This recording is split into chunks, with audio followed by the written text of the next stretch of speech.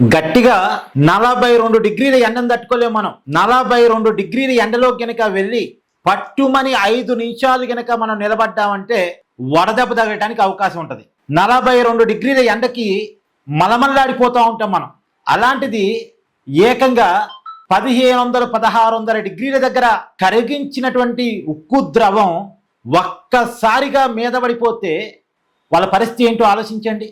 నిన్న వైజాగ్ స్టీల్ ప్లాంట్లో జరిగింది అదే. 1500-1600 డిగ్రీల దగ్గర కరిగించినటువంటి ఉక్కు ద్రవం ఒక్కసారిగా లావాలాగా ఎగిరి కార్మికుల మీద పడింది. 10 మంది కార్మికుల వరకు చనిపోయారు అనేది ఇప్పటి వరకు అందుతున్న సమాచారం. 9 మంది అంటున్నారు, 10 మంది అంటున్నారు, ఇంకా కరెక్ట్గా లెక్క తెలియదు. కానీ నిన్నటి వరకు అయితే 8 మంది చనిపోయారని అఫీషియల్గా చెప్పారు.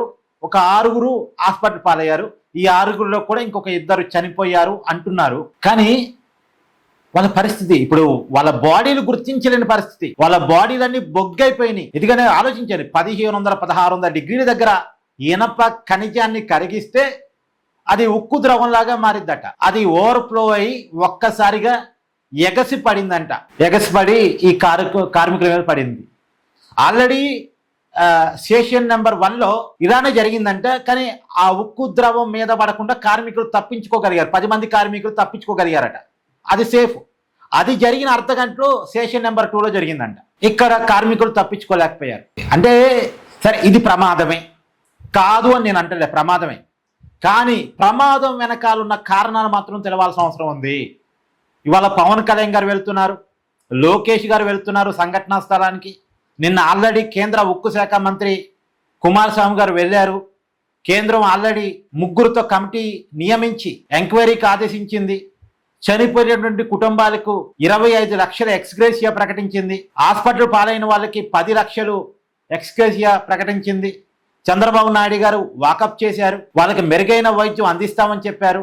కానీ ఎంత మెరుగైన వైద్యం అందించినా, ఇవాళ ఎంత టెక్నాలజీ వైద్యం అందుబాటులో ఉన్నప్పటికీ కూడా వాళ్ళు బతికినా సరే నరక యాతన అనుభవిస్తూ బతకాల్సిందే. ఒక్కసారి మీరు ఊహించండి, 1500-1600 డిగ్రీల ఒక ఉక్కు ద్రవం మీద పడిందంటే వాళ్ళ పరిస్థితి ఏంటన్నది. అయితే ఇక్కడ ఆ కారణాన్ని ఖచ్చితంగా అన్వేషించాల్సిందే. కొన్ని మంది చెప్తున్నారు ఆ యంత్రాలకి మరమ్మతులు లేవని చెప్తున్నారు. ఆ యంత్రాలకి మరమ్మతులు సరిగా లేకపోవటం వల్లే మిషన్ ఫెయిల్యూర్ జరిగింది, దానివల్ల ఈ ప్రమాదం జరిగింది అంటున్నారు. ఇదే జరిగితే ఆ స్టీల్ ప్లాంట్ యాజమాన్యం బాధ్యత వహించాల్సిందే. ఇది మనుషులు ప్రాణాలకు సంబంధించిన విషయం అండి. పైగా ప్రైవేటీకరణ పేరుతో కార్మికుల్ని ఇబ్బంది పెట్టడం వల్ల కార్మికుల్లో పని మీద అంత ఫోకస్డ్ ఉండలేదని కూడా అంటున్నారు. అది పక్కన పెడితే కొంతమంది నిపుణుల్ని ఈ మధ్య కాలంలో బలవంతంగా వీఆర్సీ ఇప్పించారు. ఇప్పుడున్న వాళ్ళలో నిపుణులు లేరు.